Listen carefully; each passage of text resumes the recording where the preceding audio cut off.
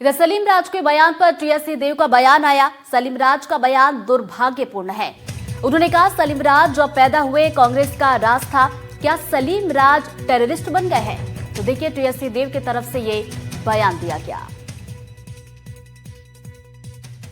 अब इस बात को उन्होंने जोड़ने की कोशिश की है कांग्रेस पार्टी से और ये कह के कि कांग्रेस पार्टी ने मुसलमानों को आतंकवादी बना दिया।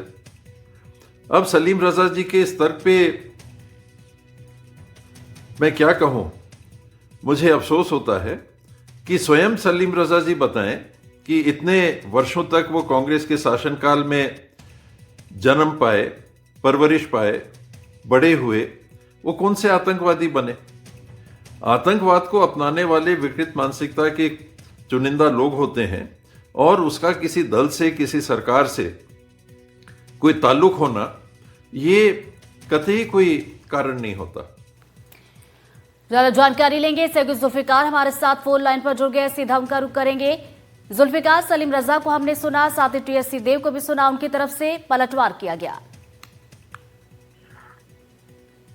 बिल्कुल, छत्तीसगढ़ वक्फ बोर्ड के चेयरमैन डॉक्टर सलीम राज हमेशा सुर्खियों में रहते हैं। कुछ ना कुछ उनके ऐसे बयान आते हैं जिसको लेकर सुर्खियां बनती हैं।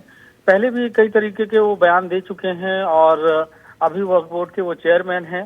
तो इसके पहले भी उन्होंने एक बयान दिया था कि 15 अगस्त के समय और एक आदेश भी कि तिरंगा झंडा फहराया जाएगा। अब 26 जनवरी है तो उसमें भी एक आदेश जारी किया गया है कि सभी जो मस्जिद हैं, मदरसे हैं, खानकाह हैं और कब्रिस्तान हैं और जो उनकी कमेटियां हैं वो तिरंगा झंडा फहराएंगी।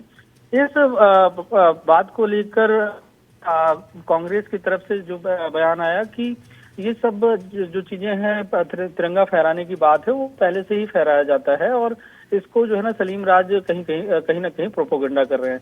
उस पर जो है सलीम राज का फिर एक बयान आता है और उस पर उनका एक कहना है कि फैसला लिया गया है कि तिरंगा फहराया जाएगा और राष्ट्र हित में और राष्ट्रवाद की भावना पैदा करने के लिए इस तरीके का निर्णय लिया गया है। और उन्होंने सीधे तौर से आरोप ये लगा दिया कि कांग्रेस पार्टी मुसलमानों को आतंकी बनाने का काम करती रही है। और उन्होंने यहाँ तक कहा कि कांग्रेस का जो समर्थन है वो आतंकियों का समर्थन है। उन्होंने मीर वाइज का जिक्र करते हुए कहा, उन्होंने कहा लादेन को भाईजान कांग्रेस बोला करती थी और इस तरीके के उन्होंने जब बयान दिए तो उसका पलटवार भी कांग्रेस की तरफ से आया। और कांग्रेस के सरकार में उप मुख्यमंत्री रहे टीएस सिंहदेव, कद्दावर नेता कांग्रेस पार्टी के हैं, उन्होंने सीधे तौर से ये कहा कि ये जो बयान है वो अफसोसजनक है, दुर्भाग्यपूर्ण है कि वो इस तरीके के बयान दे रहे हैं और कांग्रेस पार्टी से इसे जोड़ रहे हैं। और जो भी आतंकी होते हैं वो कहीं ना कहीं विकृत मानसिकता के होते हैं, उन्हें किसी पार्टी और किसी धर्म से जोड़ा नहीं जाना चाहिए। और इस तरीके से उन्होंने ये भी बात कही कि सलीम राज जो इस तरीके के बयान दे रहे हैं उनकी अगर देखा जाए तो पैदाइश कांग्रेस के शासनकाल में हुई, पले बढ़े उस दौर में हैं। और उन्होंने सवाल ही पूछ लिया कि तो आप भी कांग्रेस के शासनकाल में पैदा हुए तो क्या आप आतंकी बन गए? जी शुक्रिया जुल्फिकार आपका तमाम जानकारी के लिए।